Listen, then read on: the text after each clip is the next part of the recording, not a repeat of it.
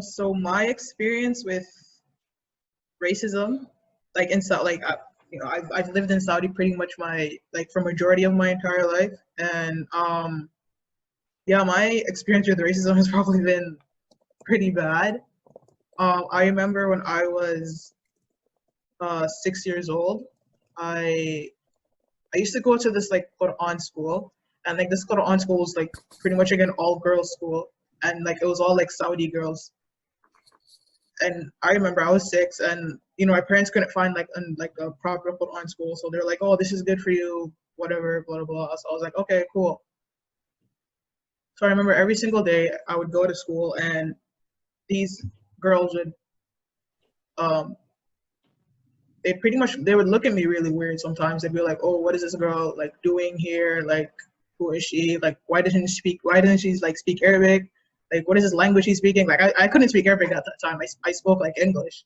So like like another factor was that like it was really hard to communicate back and forth between like all these Arabic speaking people and then like me.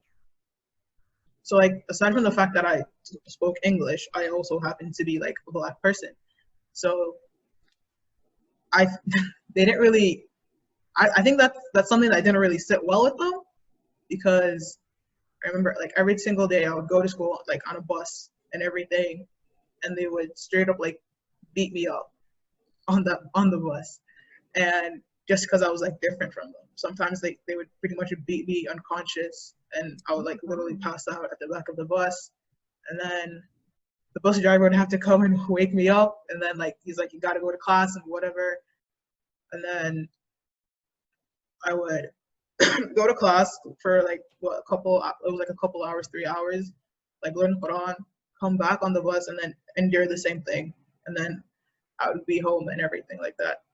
So that was probably type of the first like act of like anti-black racism that I've ever experienced in my entire life.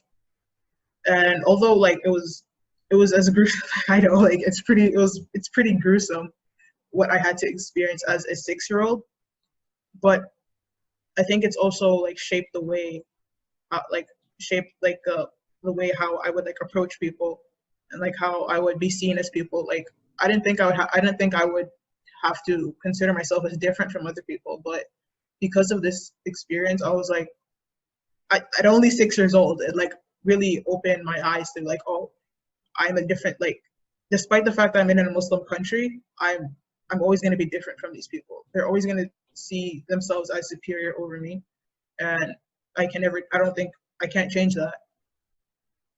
And then, yeah, pretty much after, like, it didn't get as, like, the racism didn't get as bad after that whole experience and when I was 6. But like, when I was in middle school, like elementary school, middle school, high school, like I would get like, it was like racial microaggressions, right? So they would be like, "Oh, strong black woman, like, girl, why you always angry? Um, what's wrong with your face? Like, girl, like your lips like take up half the size of half of your face and everything." And then of course like the N word, Arbid. So I pretty much had to like endure all that throughout my whole time in Saudi. And I think the thing that really bothered me the most was that the fact that I couldn't even try to defend myself, because if I did, like it was literally like the whole Arab community that would like come to defend that one like person that's like bullying you or oppressing you. Like not even the whole Arab community, like all of Saudi would pretty much back this one person up. And then like for like I would be alone, like no one would be there to like defend me, despite the fact that I was the one being bullied and oppressed for.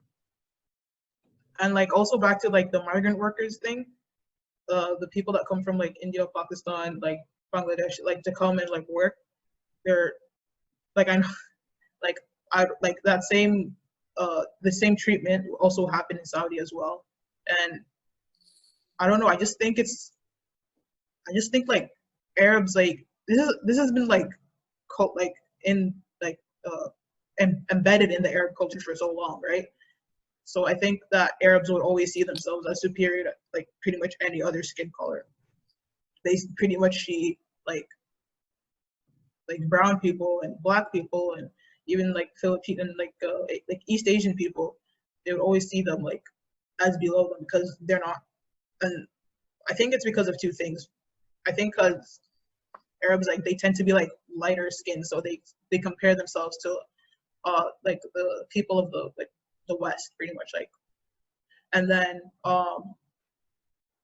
also the fact that like the Quran is written in Arabic as well too, so it's pretty much, it's really easy for them to like read it because like Arabic is their native tongue.